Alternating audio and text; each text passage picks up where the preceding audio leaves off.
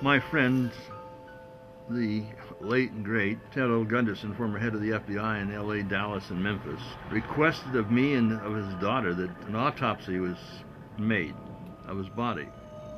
And I thought, well, we had discussed that during his life. If anything were to happen to him, he wanted to find out what made him die. So for 6-7 weeks, he laid in cold storage waiting for an autopsy. I don't know if it's come out formally, but it has been done. You said that with his fingers becoming colored or purple, is that a sign of anything? Yes, that's one of the signs of arsenic poisoning. And several individuals in the past have turned into a black mummy as a result of acute arsenic poisoning, such as Lenine and the John Wilkes Booth double.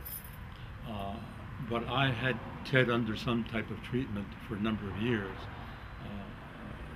with a certain special diet, rich in sulfur, rich foods, to neutralize the arsenic. And as a result, his fingernails, which had been dark purple black, had cleared up. But he was very busy in fighting the enemy, and he was receiving 30 phone calls a day, and as a result he did not go down to seek the treatment of alternative medical clinics, which would have subjected him to a process of chelation and other therapies to eliminate all the arsenic. One of the common results of arsenic poisoning is cancer of the bladder. How do you get arsenic poison? Well, unless somebody wanted to kill you. Well, it depends on, it can be occupational, a person working in mining, a person working in the chemical industry. I don't consider him gone. He's still here for what he's done. Ted Gunderson, former head of the FBI in Los Angeles, Dallas, and Memphis. He was opposed to the installation of smart meters, which we refer to as murder meters, and he's opposed to the death dumps that have been going on in this country. In fact, here in Covina, California, if you take a look at the sky, there's the residue of death dumps. That's correct. Nanoparticulates, aluminum oxides, sulfur, hexafluorides, strontium, barium, etc. He was concerned that the FBI and the CIA and those government agencies which control this country and are now trying to control the world and establish a global government are poisoning us. In the background, you'll hear a machine. They're taking off smart meters in this neighborhood. You know Deborah Tavares. Yes, I do. And very intelligent, pleasant woman. Oh, absolutely. Her husband is out there pulling these smart meters off and putting on analog meters. Ted was opposed to all of this. I spoke at the Eagle Forum in Long Beach, or the Long Beach Eagle Forum. You were there. Yes, I was. They're a bit upset because I talked about the truth. I asked, I said, "Do you want to hear the truth? Do you want me to go according to the program?" I was speaking for Ted Gunderson. He couldn't make it. He was in the hospital. I stepped up and stood in his place. I remember that, and I appreciated the way you handled it. You told the truth. That's the important thing. Does the truth upset people when you talk about those things which they feel incapable of changing? I believe so. Some people are restricted to a certain viewpoint, and they want to stress that viewpoint, and they don't want to have broken in interference with that viewpoint. However, I, like yourself, feel that the truth should be told at the opportune time, and Ted would have probably said, I'm sure he would have said the same thing that you said. Well, I felt, speaking for him and knowing him as I did, that he would address those things regardless of whose cage he rattled. He felt that possibly he would be poisoned. Somebody would try to take him out. He'd mentioned several attempts on his life. There's been a couple on mine, at least insofar as the gunshots are concerned. When he finally passed, and I felt that he probably would, but we had thumbs up. We felt maybe we could get through this. I was at the hospital with him at the very end. He tried a lot of various things. He wanted to have an autopsy, and then when the autopsy was done, we don't know the exact results of it, but did you see, or do you know what was happening to his body? Was he turning? Yes, shortly after death, within a matter of a couple of hours, he started to turn black, particularly in his face, his hands, and his feet. And this is a characteristic sign of arsenic poisoning. At death, as the cells disintegrate, the blood cells disintegrate, arsenic is released from the body stores. And all poisons are stored in the fatty tissues of the body, and also are concentrated in the liver, which is the detoxifying organ of our bodies. As the arsenic is released from its complex binding to the tissues, it combines with the sulfur from the disintegrated cells to form arsenic sulfide, which is has a black color. So he had all appearances of being poisoned by arsenic poisoning. Correct, correct. Which could lead to cancer of the bladder?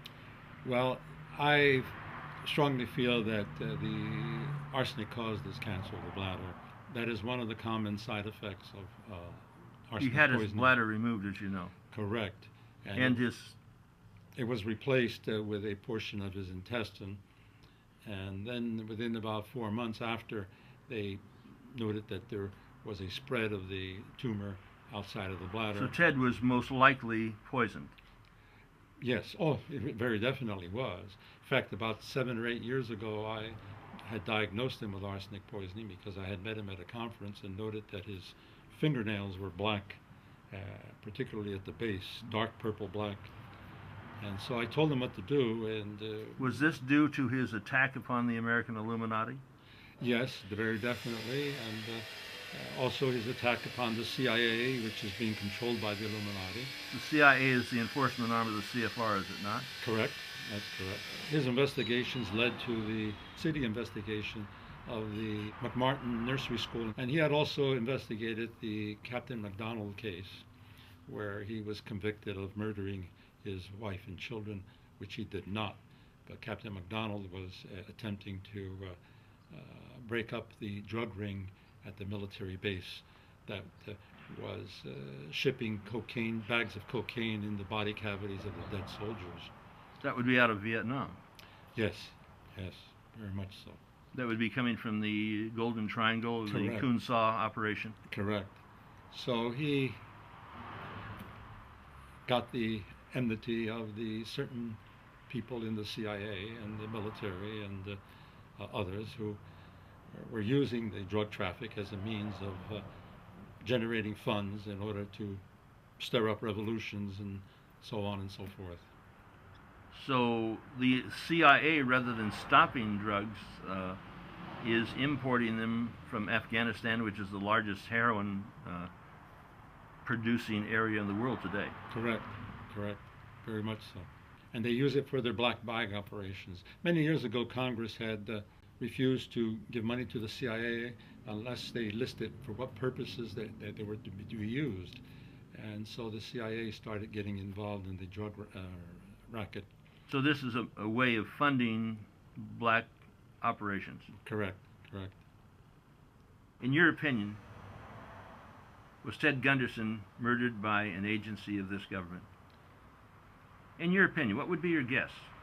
My speculative guess would be that yes. And, he explained to me that he found arsenic dust in his apartment, on his table, on his chairs, and in the air conditioning duct, and also inside his locked car. on the steering wheel, on the seats. So someone who has the ability to enter secretly a car in an apartment house and do all that without leaving any fingerprints indicates someone high up in the circles, so to speak.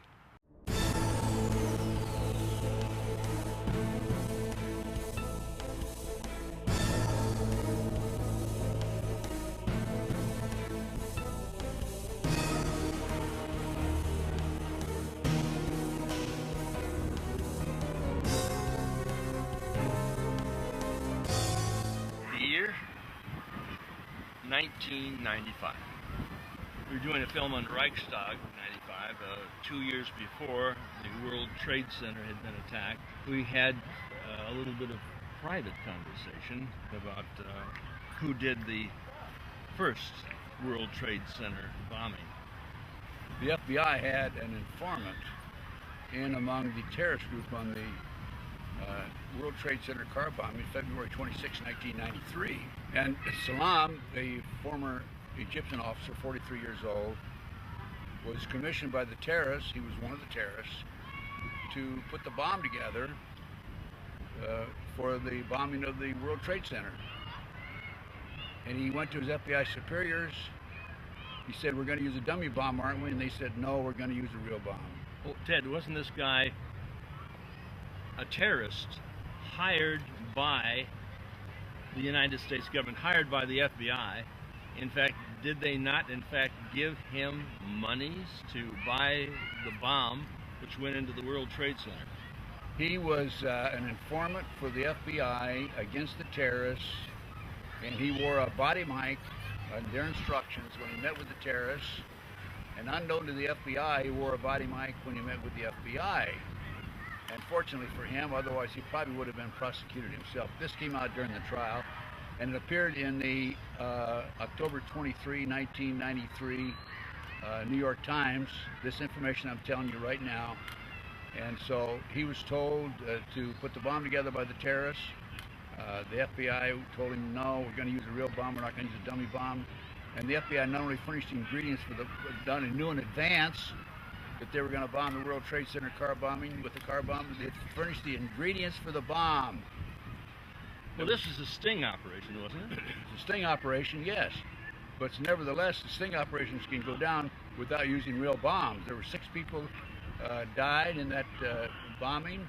I think 1,000 people were injured and $500,000 in damage. $500 million. $500 million? $500 million. And there's just absolutely no excuse for this. But that's all part of the ploy by the government, this covert government criminal enterprise. I call it rogue government criminal enterprise. It's all part of the ploy by them. After that, of course, the car bombing of '93, Oklahoma City bombing, and then 9/11, and then all these terrorist acts were designed in order to set up Homeland Security, pass the Patriot Act, and take away many of our constitutional rights and civil liberties. So Ted was most likely poisoned. Yes, oh, it very definitely was. In fact, about 7 or 8 years ago, I had diagnosed him with arsenic poisoning because I had met him at a conference and noted that his fingernails were black, particularly at the base, dark purple black.